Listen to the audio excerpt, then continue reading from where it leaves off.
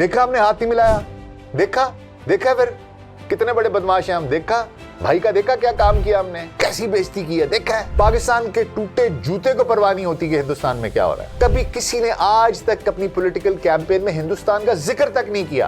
इनको सांस नहीं आता पाकिस्तान को गाली दिए बगैर। Sports are used to be used as tools for easing tensions, for making inroads, क्योंकि जंग किसी भी चीज का हल नहीं होती।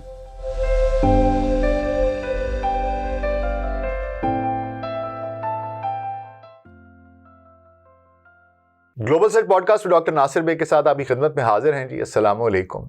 एशिया कप इस वक्त मुत्तहिदा अरब अमारात में जारी है और इस बार जो हाइप क्रिएट हुई है, जो शोर है, जो आवाज़ें आ रही हैं, एक बहुत ही तमाशा बना हुआ है, वो खेल की वजह से नहीं है बल्कि एक तनाज़े की वजह से है।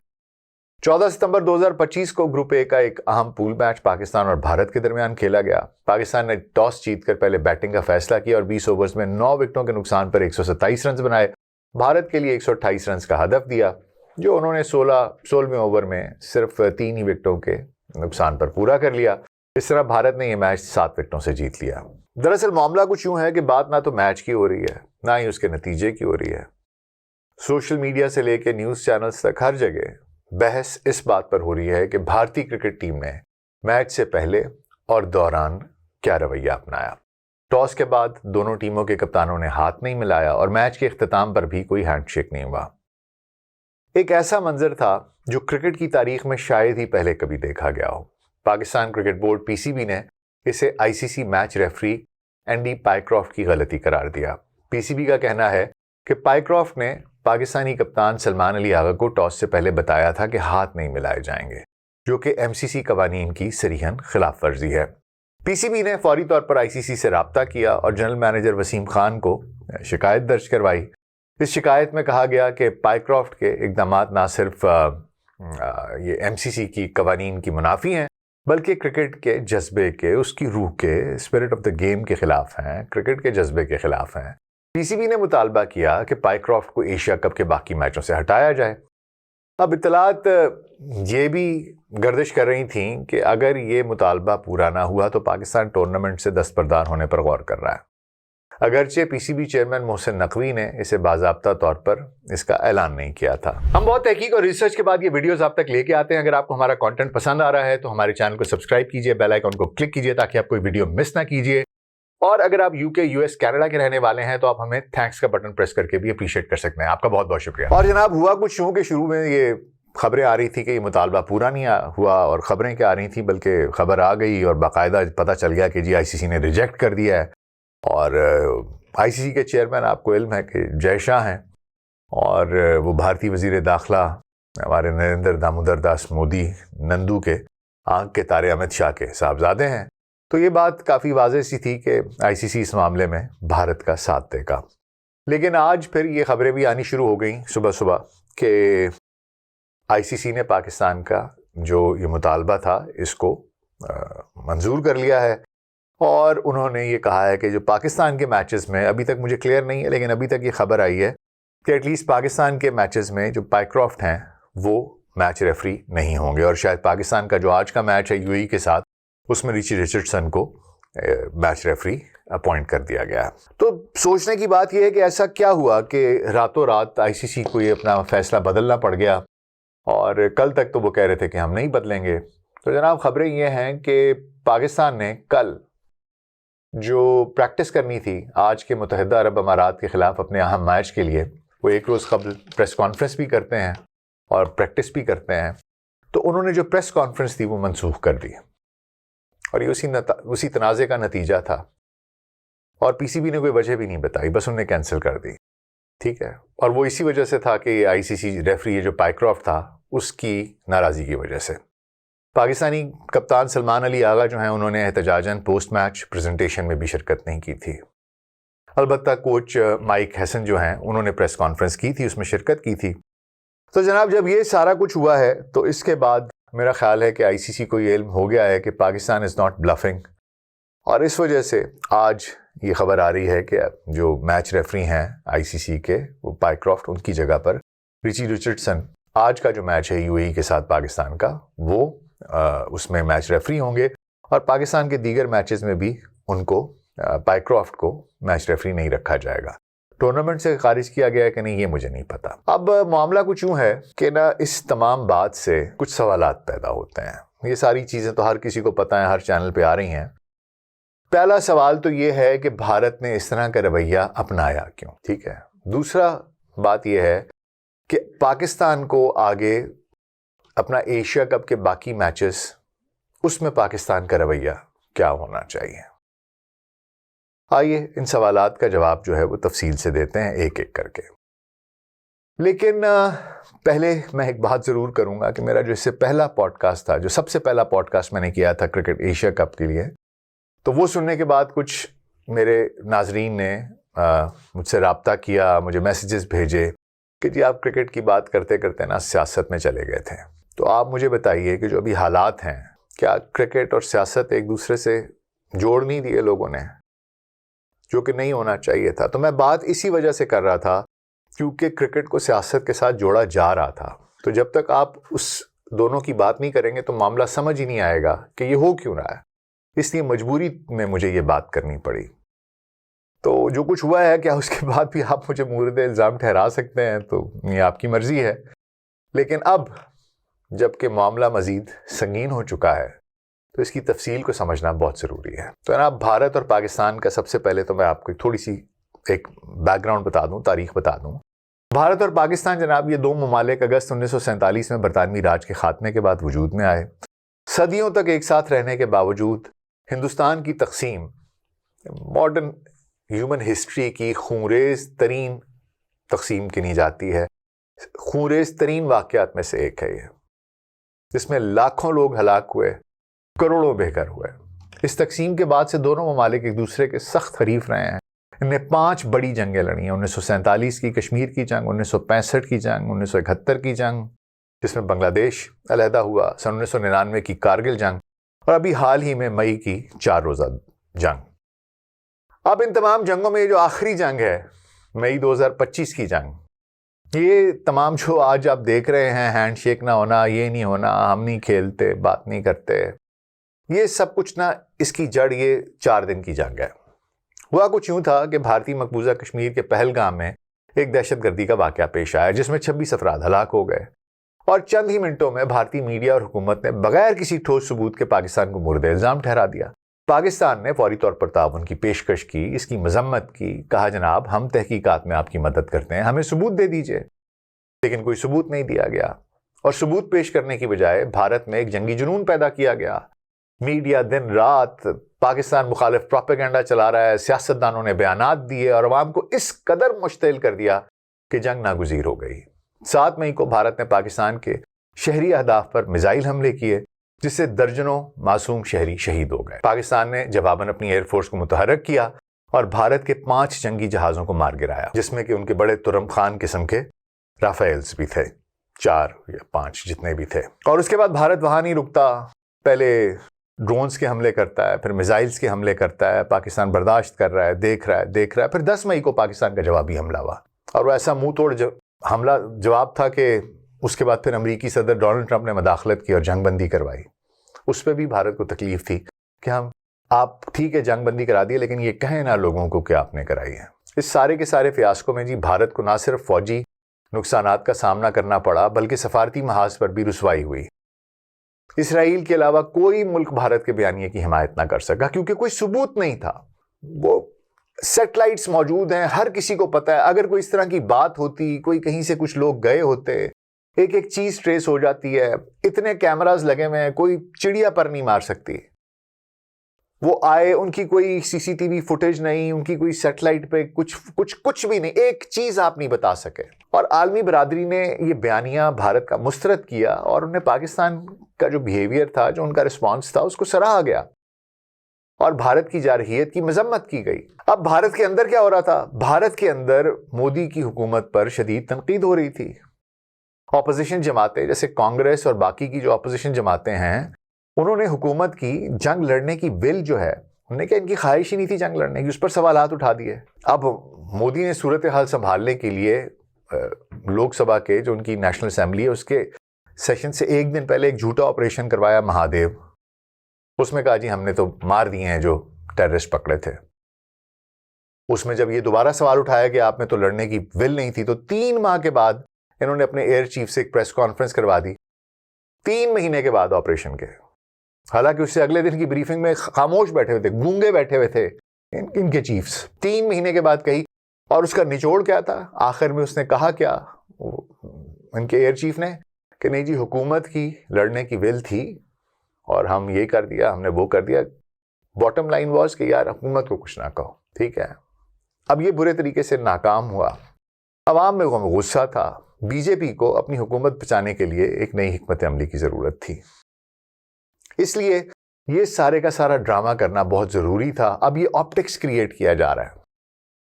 दरअसल ना एक थोड़ी सी मैं आपको बेसिक बता दूं कि भारत पिछले 25 साल में 20-25 साल में किस तरीके से तब्दील हुआ है।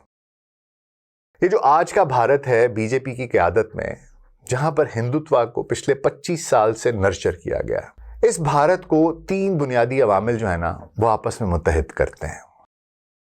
सबसे पहला और सबसे बड़ा फैक्टर ये है कि पाकिस्तान और मुसलमानों से नफरत। भारत में हुब्बुल वतनी का पैमाना ये नहीं है कि आपने अपने मुल्क के लिए क्या किया है, कितनी कुर्बानियां दी हैं, बल्कि ये है कि आप पाकिस्तान से कितनी नफरत करते हैं। अगर कोई शख्स भारत के लिए जान भी दे दे लेकिन पाकिस्तान को गाली ना दे तो वो उसे देशद्रोही कहेंगे, गद्दार कहेंगे। अब मामला यह है कि ये सूरत हाल इतनी बिगड़ चुकी है और and they are obsessed with Pakistan. उनकी सारी पॉलिटिक्स इज पाकिस्तान सेंट्रिक। जो भी आता है वो पाकिस्तान की बात करके वोट लेता है। भारतीय जनता पार्टी जो है वो पिछले 15 साल से इसी बात के ऊपर आगे चल रही है, पाकिस्तान से नफरत, मुसलमानों से नफरत, पाकिस्तान से नफरत, मुसलमानों से नफरत। इसी का बीज बो कर वो सियासत में है और वो हुकूमत में है।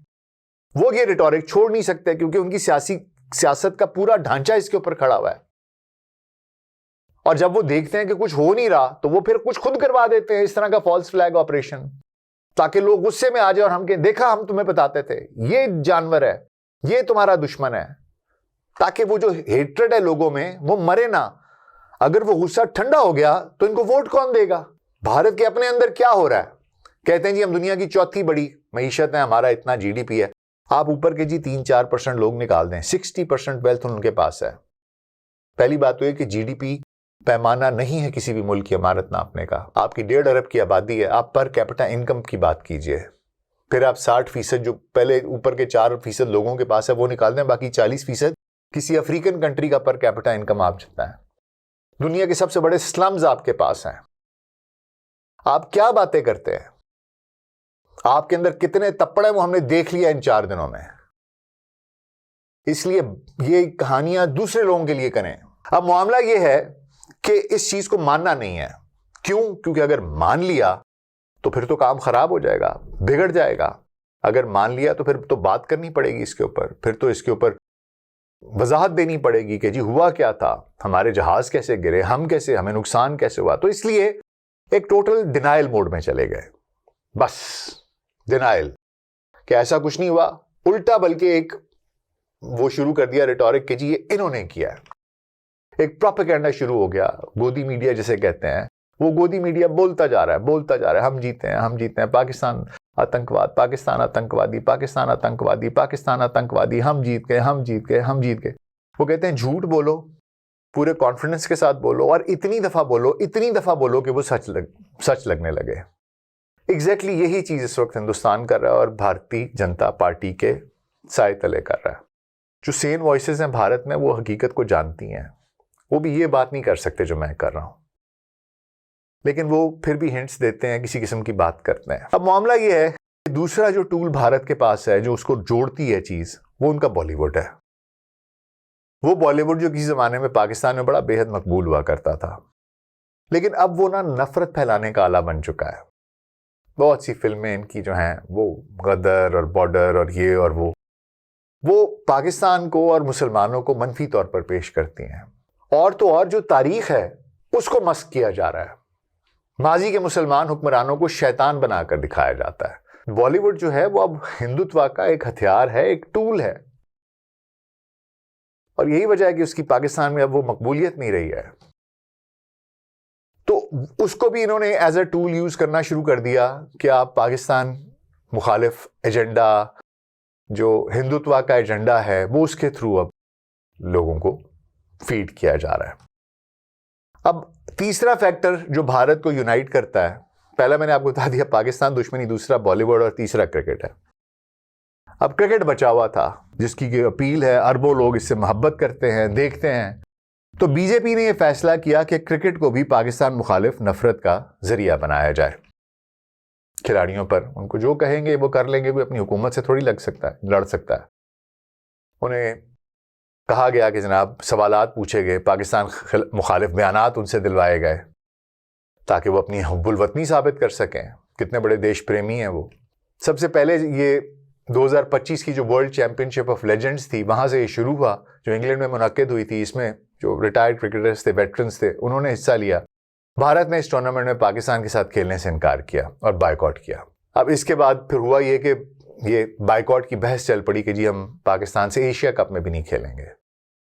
गोदी मीडिया ने बड़ी मुहिम चलाई कि पाकिस्तान के साथ ना खेलें। टूर्नामेंट से चंद दिन पहले तक ये वाज़ेह नहीं था कि भारत खेलेगा या नहीं खेलेगा। अब बात यह है कि ये जो चीप जेस्चर था भारतीय हुकूमत का, मैं प्लेयर्स को इसलिए नहीं इसमें कुछ कहता, प्रॉब्लम यह है कि प्लेयर्स का ना ये इंडिविजुअल एक्ट है नहीं। जो स्पोर्ट्समैन होता है ना, वो स्पोर्ट्समैन होता है। मैं भारत के जो क्रिकेट लेजेंड्स हैं, जो उसके स्पोर्ट्स पर्सन्स हैं, मैं उनकी बड़ी इज्जत करता हूँ, मैं बड़ा फ़ैन हूँ। आप सनी भाई से शुरू हो जाएं, कपिल पाजी से शुरू हो जाएं, आप किसी का नाम लें, वेंकट सरकार की बात करें, आप विश्वनाथ की बात करें, आप बेदी की बात करें, आप आगे आ जाएं, आप अजरुद्दीन की बात करें, उस जैसा रिस्टी प्लेयर कोई नहीं था। फिर आप आगे आ जाएं, सचिन तेंदुलकर की बात करें, आप कोहली की बात करें, आप युवराज की बात करें। बात यह है कि ये वो क्रिकेटर्स हैं जिनको कि हम बड़ा पसंद करते हैं, इनको फॉलो करते थे। मैं क्रिकेटर्स को कुछ नहीं कहता, प्रॉब्लम हुकूमत के अंदर है। उन्होंने ये बड़ा एक चीप जेस्चर उनको करने के लिए कहा। तो इसका मकसद क्या था? इसके मकासद दो थे जी।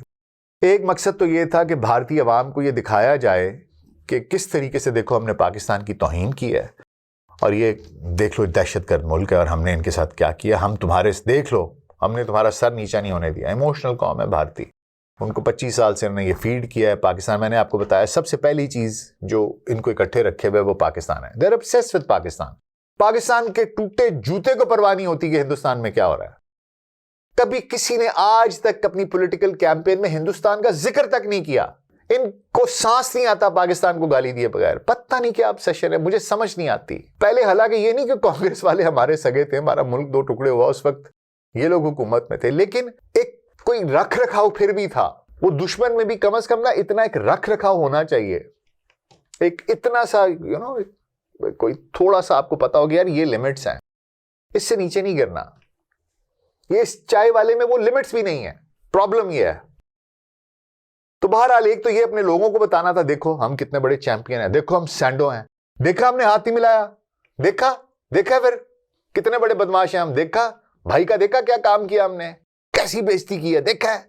एक तो ये था। दूसरा भाईजान बात यह है कि इनका ये बयानिया पूरी दुनिया ने रिजेक्ट कर दिया था कि पाकिस्तान ने दहशतगर्दी कराई है। अब क्या हो रहा है, इस प्लेटफॉर्म को यूज करते हुए जानबूझकर कि हाथ क्यों नहीं मिलाया, तो इस पर बात होगी हाथ क्यों नहीं मिलाया, होंगे जी वो पहलगाम हुआ था। अच्छा पहलगाम हुआ था, उसमें क्या हुआ था जी? इनके 26 बंदे मर गए। अच्छा क्या हुआ था? वो जी ये कहते हैं पाकिस्तान ने हमला कराया था, सबूत टके का नहीं है। लेकिन ये बात बार बार होगी। क्यों? कि जी इनका इन्होंने ये इल्जाम लगाया हुआ है और ये बात हाईलाइट होती जाएगी कि जी पाकिस्तान ने ये किया था, पाकिस्तान ने किया था। पाकिस्तान की साख को नुकसान पहुंचेगा, खुद को मजलूम बनाकर पेश करने, कोई सिफारती हिमायत मिल जाएगी, दुनिया में ये चीज उजागर होगी, लोग बार बार ये बात करेंगे। ये एक बड़ा साइकोलॉजिकल इसका इफेक्ट होता है। जब लोग बार बार ये बात करते हैं तो इसके बाद आप दोबारा जब कोई इस तरह का वाकया होता है फिर इल्जाम लगाते हैं तो लोग कहते हैं यार वो भी तो बात पहले कर ही रहे थे, हालांकि सबूत इसका भी कोई नहीं है और सबूत उसका भी कुछ नहीं होना। अब मामला ये है कि ये सब कुछ करने का इन्होंने किया तो इस वजह से था, लेकिन नतीजा इसके बरक्स निकला है। लोग भारत को ये नागवार रवैये का मुर्दे इल्जाम ठहरा रहे हैं और कोई भी इंसान इसको पसंद नहीं कर रहा। लोग कह रहे हैं कि यार ये किस किस्म का भौंडा तरीकाकार था। क्या हरकत की है। और बात यह है कि मैं पाकिस्तान को भी खैर मैं दोबारा आगे आता हूँ, पाकिस्तान का क्या करना चाहिए, ये बात तो ये होगी। दूसरी बात यह है जनाब कि अगर आपने बाइकॉट ही करना था ना, तो पहले आप ये देख लेते कि दुनिया में आपसे पहले आप पहली कौम नहीं है जिसने किसी के साथ कोई नफरत की है। मामला यह है कि अगर पहली बात ये इतनी नफरत थी तो आप एशिया कप में पाकिस्तान के साथ खेलते ही ना, इससे मुकम्मल बाइकआउट कर लेते। क्यों नहीं किया? कोई वजह थी? क्या वजह थी? मैं आपको बताता हूँ क्या वजह थी। लेकिन इससे पहले कि ये समझना जरूरी है कि बाइकआउट पर बात होनी क्यों नहीं चाहिए थी। दरअसल खेल जो है ना वो होते ही इसलिए हैं कि सियासी इख्तलाफात को एक तरफ रखकर मैदान जंग में हम मुकाबला करें।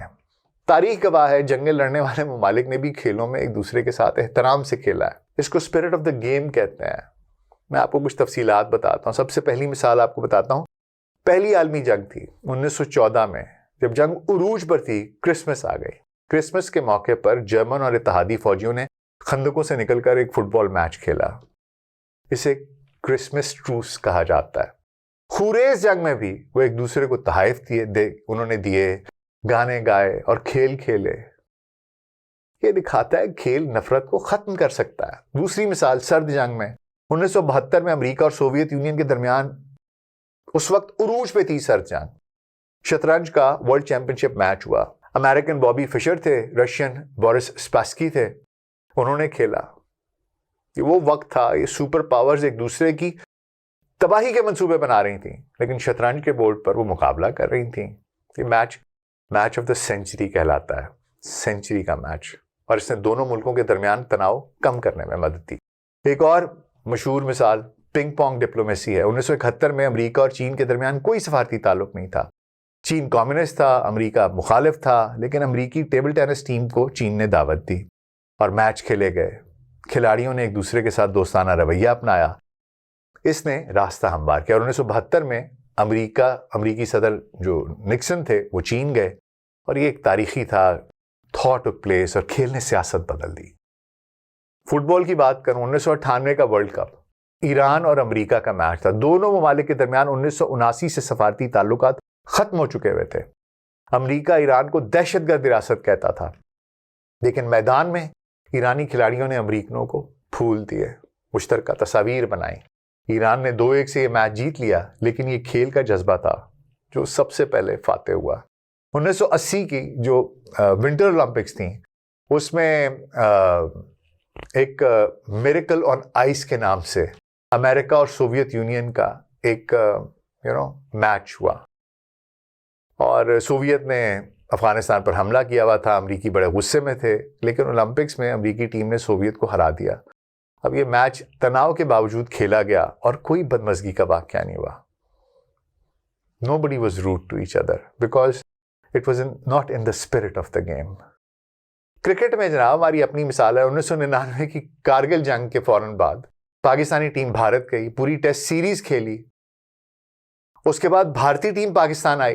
2018 की जो विंटर ओलंपिक्स हैं उसमें नॉर्थ और साउथ कोरिया वो एक ही झंडे के तले उन्होंने मार्च किया, मुश्तरका टीम बनाई और वो टेक्निकली दोनों मुल्क एक दूसरे के साथ हालत जंग में थे, लेकिन खेल करीब लेकर आया।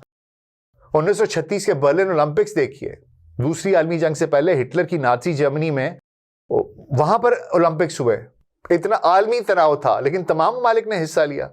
अमेरिका, जेसी ओवंस ने 4 गोल्ड मेडल्स लिए, जो हिटलर की नस्ल परस्ती के मुंह पर तमाचा था। लेकिन आप सोचिए कि क्या किया। 1986 का फुटबॉल वर्ल्ड कप था, अर्जेंटीन का मुकाबला इंग्लैंड फॉकलैंड जंग के 4 साल के बाद। मैच में मैराडोना का वो हैंड ऑफ गॉड वाला गोल था जो कि बहुत मशहूर हुआ, वो खेला गया, वो तारीख का हिस्सा बना। लोगों ने एक दूसरे की इज्जत की। कौन बदतमीजी करता है यार। 1995 का रग्बी वर्ल्ड कप था, जनूबी अफ्रीका ने मेजबानी की, जो नस्ल परस्ती के खात्मे के बाद था। नेल्सन मंडेला ने टीम को सपोर्ट किया और जनूबी अफ्रीका ने न्यूजीलैंड को हराकर जीता। यह इत्तेहाद की मिसाल है। तो पहली बात तो यह है कि यह ख्याल ही नहीं आना चाहिए था। खेल होते ही इसलिए है कि जंग के अंदर या जो आलमी सियासत के अंदर जियोपॉलिटिकल टेंशंस हैं उनको कम किया जा सके। Sports are used to be used as tools for easing tensions, for making inroads, क्योंकि जंग किसी भी चीज का हल नहीं होती। War is an extension of policy. In the end, you have to sit on a table and talk to somebody. मामला जो है वो टेबल पर हल होते हैं, मजाकरात में हल होते हैं। जंगों से कभी कुछ नहीं होता, लड़के देख लें। और फिर बात यह भाई कि अगर आपने चलें बाइकआउट करना था तो बाइकआउट करते थे, उसकी भी मिसालें हैं। 1980 में सोवियत यूनियन में ओलंपिक्स हुए तो अमेरिका ने उसका और उसके इत्तेहादियों ने अफगानिस्तान पर हमले की वजह से बाइकआउट कर दिया। 1984 में जब अमेरिका में ओलंपिक्स हुए तो सोवियत यूनियन ने बाइकआउट कर दिया। मतलब खेल का मतलब है कि हम अपने इख्तलाफात को एक तरफ रखें। हम खेल के मैदान में आए हैं तो खेल के आदाब पर पाबंदी करेंगे। अगर आपको बहुत तकलीफ है तो आप आए ही ना। खेल के मैदान में आना भी है और इस किस्म की घटिया हरकतें भी करनी है। मतलब क्यों? अब मैं सवाल पर आता हूं कि फिर ये क्यों बाइकआउट नहीं किया भारत ने? भाईजान, बात यह है कि ये क्रिकेट जो है ना, ये एक इंडस्ट्री है। नोट बोलता है, रुपया बोलता है। और भारत पाकिस्तान का मैच है, इसमें अरबों कमाए जाते हैं। मैं पढ़ रहा था किसी जगह पर कि गुज़िश्ता कुछ सालों में 10,000 करोड़ से ज्यादा की आमदनी है। स्पॉन्सर्स, टीवी राइट्स, टिकट्स, एक एक मुझे बता रहे थे कि पता नहीं इतने सेकंड्स की स्लॉट करोड़ों में जाती है। आपने चीज नोटिस की होगी कि आईसीसी जो है वो हर इवेंट में, हर आईसीसी इवेंट में पाकिस्तान और इंडिया हमेशा एक ग्रुप में होते हैं ताकि इनका मैच हो। इस तमाम नफरत और ड्रामे के बावजूद पैसा सबसे अहम है भाई, सबसे बड़ा रुपया। इसलिए इस सारी गैरत, ये वो ड्रामा, हाथ नहीं मिलाया, ये नहीं किया, ये सिर्फ लोगों को लॉलीपॉप देने के लिए भारत के। मीडिया में देखा हमने कैसा किया, देखा बहुत अच्छा किया, इनको तकलीफ हो रही। ओ भाई, हमें क्या तकलीफ हो रही है? टूटी लात को परवाह नहीं है। तुम्हारी बदतमीजी सामने आई है, बदतहजीबी सामने आई है, तुम्हारा पता चल गया स्पिरिट ऑफ द गेम ही नहीं है। तुम तो छोटे लोग हो बहुत। अब क्यों पैसा भी नहीं छोड़ना? तो ना आते यार, भाई नुकसान होता है। अरबों कौन छोड़ेगा? पैसा रखना है इसलिए आएंगे। लोगों को लॉलीपॉप दिया है, आ गए हैं, पैसा कमा रहे हैं, खूब छाप रहे हैं, अरबों छाप रहे हैं। प्लेयर्स को कितना मिलेगा? हम डेडिकेट करते हैं उनको। मामला यह है जनाब कि अरबों कमाने हैं, वहां पर किसी गरीब को क्या मिलना है? कुछ भी नहीं मिलना। उसके बाद फिर अब आप हाथ ना मिलाने जैसा बचकाना रवैया अपनाना। अब खेलने का फैसला किया है लेकिन नागवार तरीके से। खेल की साख को आपने दागदार किया है, खेल के जज्बे को नुकसान पहुंचाया है। और वैसे मुझे एक बात बताएं, आईसीसी में या अमित शाह का बेटा ना होता, वो जो आपका अपना आतंकवादी है जिसको आप अपना इंटीरियर मिनिस्टर कहते हैं, उसका ये बेटा ना होता आईसीसी में, और तुम लोग इस तरह कंट्रोल ना कर रहे होते आईसीसी को जिस तरह तुम कर रहे हो, ओलंपिक्स में, फीफा में, किसी और जगह पर इस तरह की बदमाशी दिखा सकते थे तुम? कभी भी नहीं। कभी दिखाना मुझे करके, फिर मैं देखूंगा। मसला ये है कि आईसीसी पे तुम्हारा कंट्रोल है, तुम्हारा पैसा चलता है, आईपीएल है, बाकी चीजें हैं, जय शाह वहां पर बैठा हुआ है। तो बस फिर क्या कहानी मैं आगे से कहूँ, ये तो सारे के सारे ड्रामे हैं। और अब जनाब आ जाते हैं कि पाकिस्तान का क्या रद्द अमल होना चाहिए। पाकिस्तान को जनाब बाकी मैचेस खेलने चाहिए, कोई दस्तबरदारी वगैरह की ज़रूरत नहीं है। इससे क्रिकेट को भी नुकसान होगा। और आप क्यों अपने आप को छोटा करते हैं किसी घटिया आदमी के या किसी घटिया लोगों के? और मैं आपको बताऊं कि मैं ये जब घटिया का लफ्ज़ इस्तेमाल करता हूं, मैं पूरी भारत के लिए नहीं करता, पूरे इंडियंस के लिए नहीं करता। मैं उन सियासतदानों के लिए ये अल्फाज इस्तेमाल करता हूं जिन्होंने ये सारा ड्रामा रचाया हुआ है। उन चंद लोगों के लिए, चंद मीडिया वालों के लिए, जिस तरह अर्नब गोस्वामी है, मेजर गौरव आर्या है, इस तरह के लोग हैं जो बार बार इस रिटोरिक को इतना ज़्यादा कर देते हैं कि लोगों में नफरत ही नफरत बार बार उमड़ के आती है।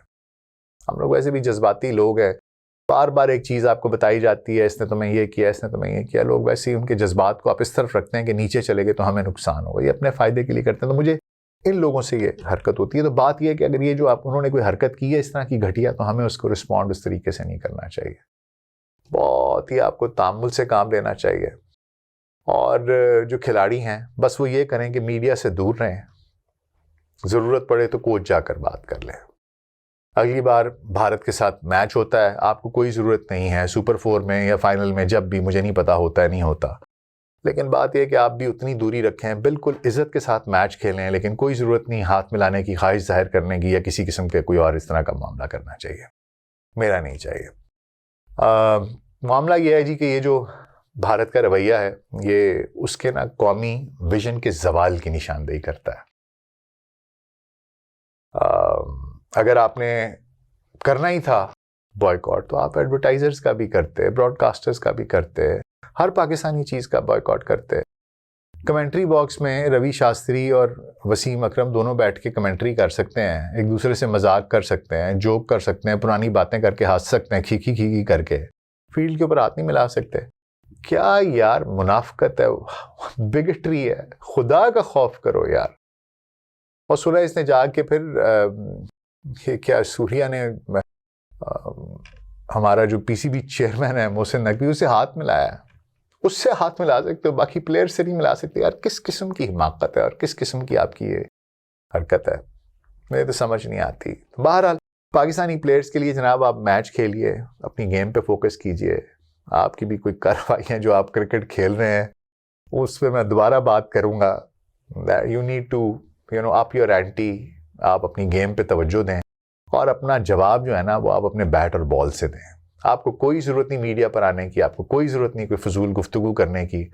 आप जाएं, आप अपना मैच खेलें, आप अपनी टीम के ऊपर फोकस करें, अपनी गेम के ऊपर फोकस करें। That's it.